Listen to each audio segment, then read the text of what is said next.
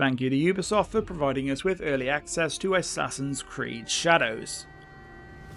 I hope you all appreciate I woke up at 5 AM today to play the first 3 hours of Assassin's Creed Shadows, all before work, in the pitch black and before I'd even had my morning coffee, so I could get the footage, write down some ideas and start getting this video done before the game releases tomorrow.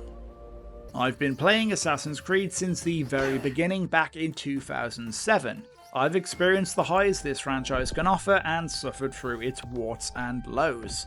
While I've kept my hand in for some of the more recent entries, the last Assassin's Creed game I finished in full was Assassin's Creed 4 Black Flag, which I suspect may be the same for many people watching.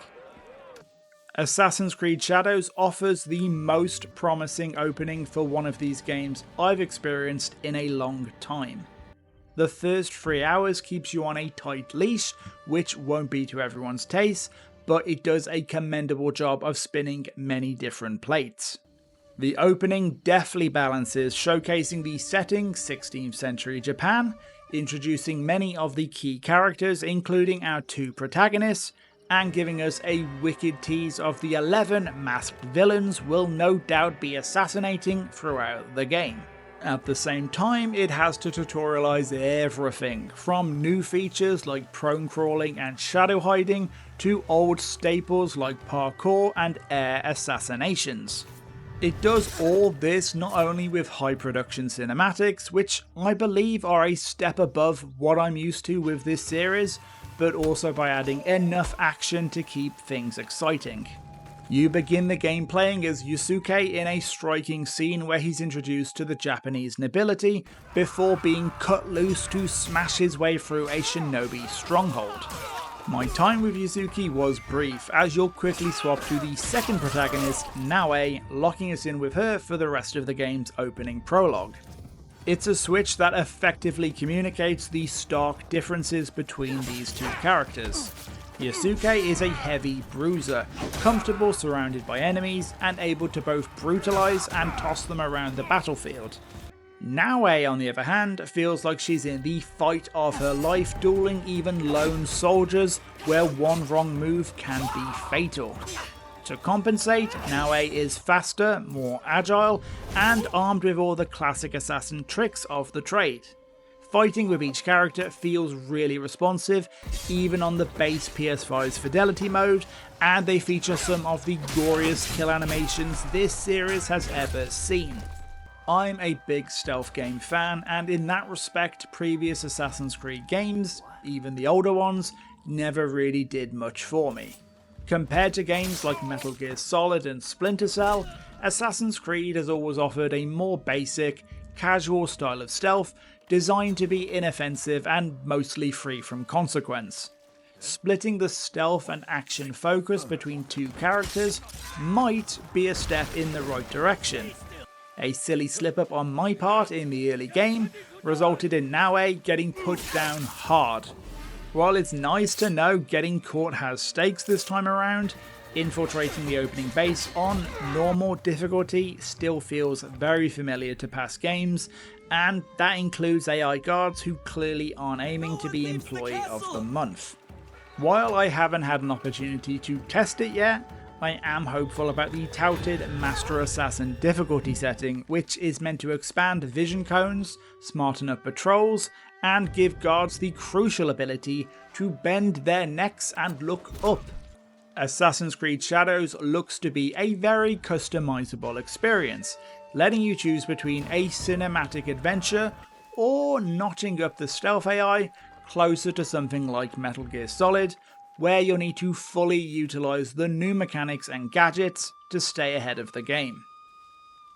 They've done away with the overhead bird used to scope things out, which, for the record, I always thought was a terrible pace breaker, and replaced it with a semi-automatic tagging system that I found really snappy and kept things moving.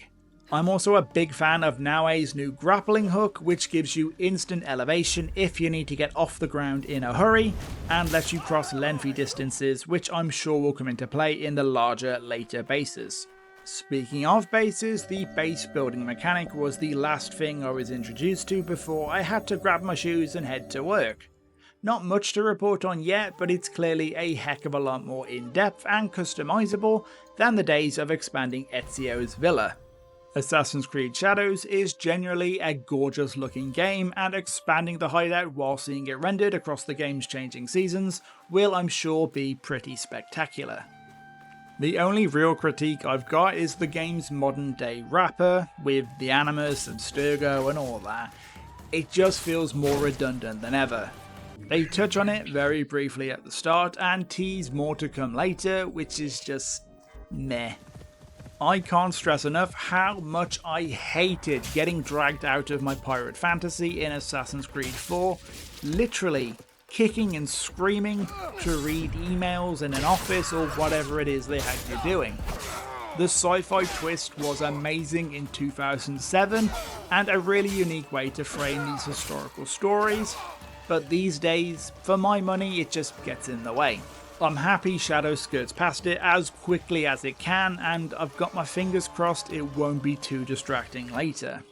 I've never been a huge fan of the stylistic choices they use to represent the Animus in-game, with graphical glitches and space-age loading screens. For pathfinding, Shadows offers a white line on the floor to guide you to your destination, which, while functional, is pretty intrusive in an otherwise picture-perfect, beautiful world. It's funny because PlayStation's Ghost of Tsushima did this so much better with the in-game wind showing you where to go.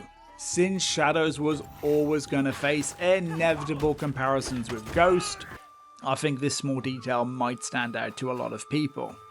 Those tiny quibbles aside, seriously, Shadows is feeling rock solid so far. Naue in particular has left a really good impression on me. She's funny, but she's definitely got a lot of edge and depth to her. I mean, it looks mostly like a tanuki. You look mostly like a tanuki. I haven't seen enough of Yasuke yet to comment, but I think she'll at least easily end up being one of the better Assassin's Creed leads. At the end of my first 3 hours with the game, I've finally been unleashed on the open world, and I'm keen to get stuck in. Keep a close eye on our channel over the next 2 days, where you can join us for some early access live streams as we start exploring the open world map, continue building our base of operations, and try out more of the opening missions. Remember to subscribe to Ugly Sofa Gaming and hit the bell to receive notifications.